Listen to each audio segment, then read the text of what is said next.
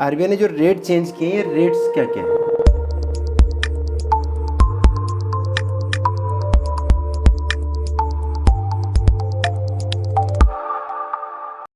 RBI ने पिछले दिनों 4 बार अपने रेट चेंज किए। इसका हमारी ज़िंदगी पर क्या असर पड़ा है या पड़ेगा, आइए इसी को जानने के लिए हम आए हैं अरुण डबराल जी के पास, जो टीम मनी फाइनेंशियल सर्विसेज के फाउंडर डायरेक्टर हैं और एक फाइनेंशियल कंसल्टेंट भी हैं। नमस्कार अरुण जी। नमस्कार अरुण जी, आरबीआई ने पिछले दिनों 3-4 बार अपने रेट चेंज किए हैं, इसका हम पर क्या असर पड़ा है, इसके बारे में थोड़ा सा बताएं। नीरज जी, पहले हमें समझना पड़ेगा आरबीआई ने जो रेट चेंज किए हैं, रेट्स क्या क्या है? आरबीआई 3-4 चीज़ के रेट चेंज करता है। एक होता है सीआरआर, कैश रिजर्व रेशियो, एक होता है रेपो रेट, एक होता है रिवर्स रेपो रेट। जो आम जनता पे इम्पैक्ट करता है उसको हम डायरेक्टली अगर जो इम्पैक्ट करते हैं तो हम रेपो रेट कहते हैं। रेपो रेट वो रेट होता है कि जिस पे किसी भी कंट्री का सेंट्रल बैंक कॉमर्शियल बैंक को लैंडिंग करता है। अच्छा। उसे हम रेपो रेट कहते हैं। तो जैसी रेपो रेट इंक्रीज होता है तो कॉमर्शियल बैंकों को फाइनेंसिंग महंगी हो जाती है। तो लास्ट 4 मंथ्स में आरबीआई ने 4 बार रेट चेंज किए हैं। That is a repo rate change किए हैं। जो सीआरआर वगैरह भी चेंज हुए, लेकिन हम बेसिकली अभी बात कर रहे हैं रेपो रेट। रेपो रेट 4 बार चेंज हुए। पहले 0.4 हुआ, फिर 0.5, फिर 0.5, टोटल इम्पैक्ट 1.9% हुआ है। अच्छा, हाँ जी। अब एक और सवाल है, कौन कौन से लोन पर इसका इफेक्ट होगा? जितने भी लोन होते हैं इन पर रेपो रेट इम्पैक्ट करता है। लेकिन क्या होता है, जब आप लोन ले रहे होते हो तो लोन 2 टाइप का लोन होता है। एक होता है हमारा फ्लेक्सिबल रेट और एक होता है फिक्स रेट। और जिसको हम रिड्यूस फिक्स रेट होता है कि आपने आज किसी बैंक से कोई बोरोइंग की, वो बोरोइंग आपने फिक्स रेट पे की। इट मीन्स जितने टाइम के लिए आपने लोन लिया वो आपका उतना रेट ऑफ इंटरेस्ट आपका फिक्स होता है। रेपो रेट चेंज हुआ या कुछ भी हुआ उसका कोई इम्पैक्ट आप पे नहीं पड़ेगा। नहीं, जितना टेन्योर हो, चाहे वो 15 साल है, 20 साल है, हाँ, फिक्स रहेगा। फिक्स रहेगा अगर आपने फिक्स लिया है।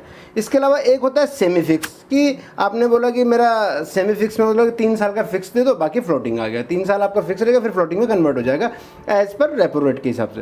तीसरा होता है फ्लेक्सिबल लोन। फ्लेक्सिबल लोन हो गया कि जो आपके रेपो रेट के हिसाब से जो आपके रेट चेंज होते रहेंगे, उसके हिसाब से आपका रेट भी अप डाउन होगा। अगर कम हो रहे हैं तो कम होगा, वो ज़्यादा हो रहे हैं तो रेपो रेट का इम्पैक्ट फ्लेक्सिबल लोन होते हैं उन पे पड़ता है।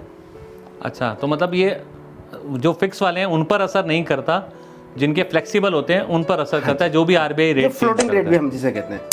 इसके बाद एक सवाल आता है और मेरे पास कि हमारा ईएमआई पर क्या इम्पैक्ट पड़ेगा इसका? देखो नीरज जी, क्या होता है कि नॉर्मली जो पर्सनल लोन या कार लोन होते हैं वो ऑलमोस्ट फिक्स रेट पे होते हैं। जितने भी कॉमर्शियल प्राइवेट बैंक है, जो सरकारी बैंक है वो फ्लोटिंग पे ही देते हैं इनको।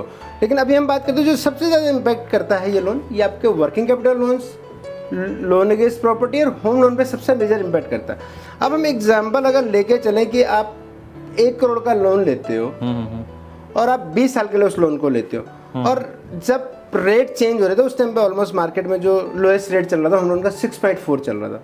तो आपकी 1 करोड़ की जो ईएमआई इम्पैक्ट करती थी वो होती थी 73,970 के आसपास। अच्छा, अब पिछले 3 महीने में जो 1.9 का रेपो रेट का जो डिफरेंस आया, उससे आपका रेट 1.9 चेंज हो गया। तो आज की डेट में आपका रेट हो गया 8.3। अच्छा, हाँ, तो वो जो ईएमआई आपकी 73,970 थी, वो आज की डेट में ईएमआई 85,521 हो गई।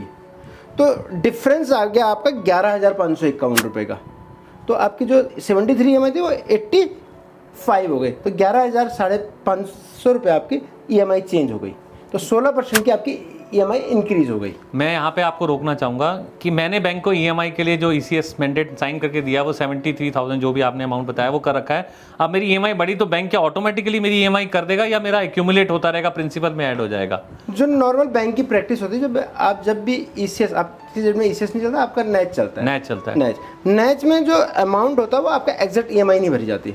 वो हमेशा जो बैंक प्रैक्टिस में रहता है उसके डबल कि आपको ईएमआई साइन कराता है। मींस वो अपने आप चेंज हो जाएगी मेरे बैंक से, बैंक मुझे अपने आप इन्फॉर्म चेंज करेगा हो जाएगी ईएमआई। लेकिन सम एक्सटेंड में वो चेंज नहीं करते, किसी में चेंज करते हैं। ये पॉइंट समझने वाला है। मेरी अगर 73,000 की ईएमआई जा रही है और रेपो रेट या इंटरेस्ट रेट जो भी चेंज हुआ है लेमन की लैंग्वेज में, तो मेरी ईएमआई भी चेंज हो जाएगी, लेकिन बैंक मुझे इसके लिए इन्फॉर्म करेगा। तो आप अपनी ईएमआई को एक बार ज़रूर चेक कर लें कि क्या वो चेंज हो गई या बैंक से कोई मेल या मैसेज तो नहीं आया। हमें इसके बारे में ध्यान रखना पड़ेगा। तो आप अपने बैलेंस को भी उतना ही मेंटेन करें कि ऐसा ना हो कि आपकी EMI बाउंस हो जाए, क्योंकि मैंने जो प्रोविज़न किया है वो पुराने वाले के हिसाब से किया था और नया रिवाइज रेट आ गया। अच्छा, इसके लिए हमें क्या करना चाहिए?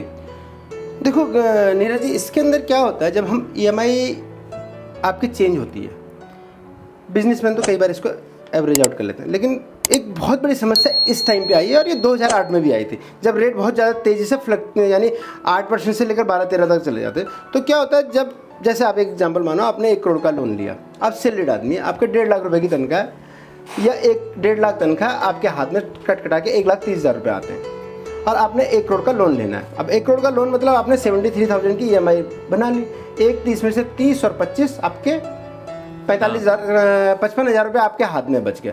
अब क्या होता है, जैसे रेट ऑफ इंटरेस्ट चेंज हुए तो आपके 11-12 हज़ार रुपये आपकी EMI चेंज हो गई, तो आपकी इनकम तो सेम है, 45,000 में से 11,000 कम हो गए, तो आपके हाथ में 34,000 रुपये रह गए। तो आपको घर के खर्चे भी चलाने, और नॉर्मली जब आप प्रॉपर्टी 1 करोड़ का लोन ले रहे होते हो तो प्रॉपर्टी 1.25 करोड़ के आसपास की होती है, तो कुछ आपने उधार और भी लिए होते हैं, या घर को रेनोवेट करने के लिए, ये बात तो आपके अपने एक्सपेंसेस के लिए पैसा नहीं बचता।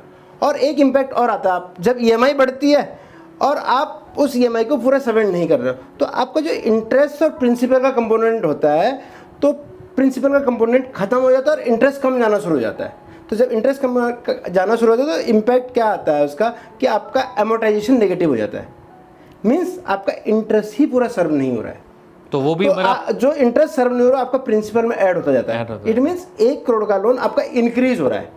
हाँ बिल्कुल, ये मैंने नहीं कैलकुलेट किया। तो इसमें क्या करना चाहिए, 2 या 3 ऑप्शन आती हैं। नंबर 1 ऑप्शन लोग बैलेंस ट्रांसफ़र कहते हैं। बैलेंस ट्रांसफ़र मेरे को नहीं लगता कि बैलेंस ट्रांसफ़र इसका हर बार सॉल्यूशंस हैं। दूसरी चीज़ मैं ये कहता हूँ कि सबसे बेस्ट तरीका, अगर आपके पास और एसेट्स नहीं है और आपकी इनकम लिमिटेड है, तो आपको इमीडिएट एसेट बेच के अपने आप को पहले फ्री करना चाहिए। दैट इज़ अरुण जी ने जो अभी सॉल्यूशन दिया बड़ी EMI का, वो बहुत अच्छा सॉल्यूशन है और हमें उसके बारे में ज़रूर वर्किंग कर लेनी चाहिए, और अगर वर्कआउट होता है तो हमें ज़रूर अपनी डेट से बाहर निकल जाना चाहिए। सेल करने का हम एडवाइस नहीं देंगे, लेकिन आपको उस पर ज़रूर एक बार नज़र डाल लेनी चाहिए कि क्या मैं प्रॉफिट में हूँ, और बड़ी EMI देने के बाद भी मैं क्या प्रॉफिट में रहूँगा, उसका इम्पैक्ट आपकी पॉकेट पे क्या पड़ा और आप कितना स्क्वीज़ हो गए हैं।